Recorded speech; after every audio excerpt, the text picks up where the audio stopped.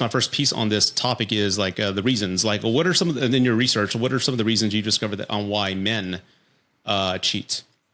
It's usually sexual. It's usually sexually driven. Men have but there's so many reasons. I mean, men cheat to mate switch, right? They cheat because they want a new girlfriend. Men cheat to initiate a breakup. Men cheat to obtain information sometimes, to obtain information about their own mate value. So let's say they have low self-esteem. They want to recalibrate their mate value. They might do that. These are all kind of outside reasons. Revenge sometimes comes up, right? Their partner cheated and they want to punish them for it, or they feel neglected by their partner and they want to punish them for it. These are all reasons. But I would say that if not the majority of men, the largest minority of men in terms of like an explanation for their infidelity can be captured by sexual desire, some kind of sexual motivation, whether it's they want to be with a new partner for the sake of having something new, or they want someone more physically attractive. I would say that captures it. And this makes sense from a mammalian perspective. Again, I don't approve of infidelity. I think it's a very bad thing to do, but it is also an evolved behavior. Now that doesn't mean it's unavoidable, right? So it's like it doesn't mean that it's most men don't cheat, right? So it's not something that's unavoidable. So clearly most men avoid it, but it is evolved in the sense that male mammals have a strong desire for sexual variety that seems to have evolved to increase progeny. If you're a male mammal and you have 2 mates, well, then you can have twice as many offspring. If you have 3 mates, you can have 3 times as many offspring. If you're a female mammal, adding additional mates, unless one of them's infertile, adding additional mates isn't going to change your reproductive rate, most likely. Certainly not in the same way.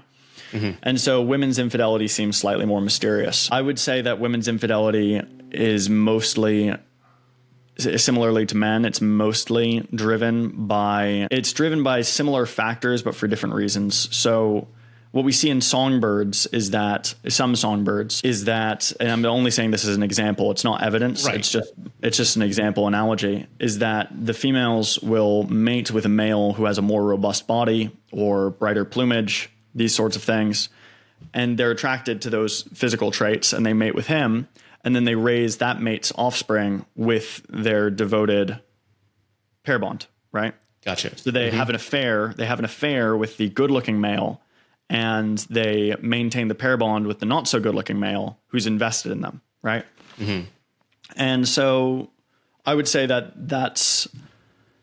it's a bit controversial because some academics believe other explanations are better. We have pretty strong evidence that we're going to hopefully publish either late this year or early next year for the idea that I'm espousing. But, just using existing evidence, I would still say that the most compelling explanation for women's infidelity is it's driven by an evolved desire to obtain the best genes, right? And nobody's genes are better than anyone else's. It's just the most robust, most developmentally healthy. The good genes hypothesis, it comes to us from evolutionary biology, where it's not as controversial to say good genes. But understandably, in humans, you wouldn't want to use that terminology, but it's still EvBio. And so that's the name. I didn't name it.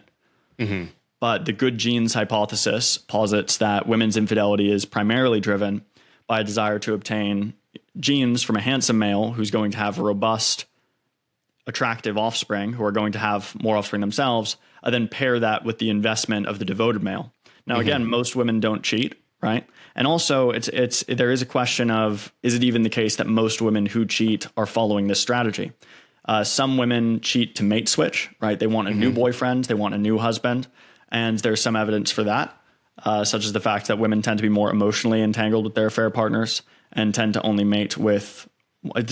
have an affair with one male at a time, unlike men who tend to be pretty emotionally detached from their affair partners and tend to have multiple affair partners. So there's some evidence for the mate switching hypothesis. There's also some evidence for the multiple investors hypothesis, which is basically, boyfriends do lots of good things for you, right? They give you money, they give you emotional investment, all these sorts of things. And if you have more boyfriends, you get more of that stuff, right? You get more attention, more resources.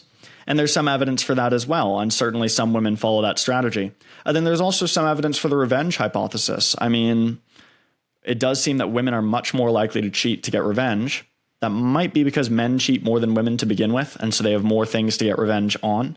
But it's also possible that this is more of an evolved strategy where it's like the benefits of infidelity aren't as clear just eo ipso for the act itself, but the social benefits of punishing your mate still exist. So what I've just laid out there that I hope everyone, I recognize that I've been talking for 5 minutes and this is pretty complex science, but the TLDR, right, the summary of this is that men's and women's affairs are quite similar in that they seem to prioritize conceptive benefits and pair those conceptive benefits with their primary romantic relationship, although the benefits are different. In men's case, it's expanding progeny. In women's case, it seems to be, obtaining good genes, and again, in quotes, for important reasons. But even if those are the primary explanations, we've got a whole suite of different strategies for which infidelity is only a tactic. And so one person's infidelity can be motivated by all sorts of different factors, sometimes simultaneously, and these are usually going to be evolutionarily coherent. And different societies, different sociocultural contexts might see different rates of different reasons for infidelity becoming primary. So, for example, among the Himba in Namibia, this is a group of people where women's infidelity is almost universal. And it does seem, Brooke Schelze and Sean Prahl, they've done some, and their co-authors, they've done some incredible work there.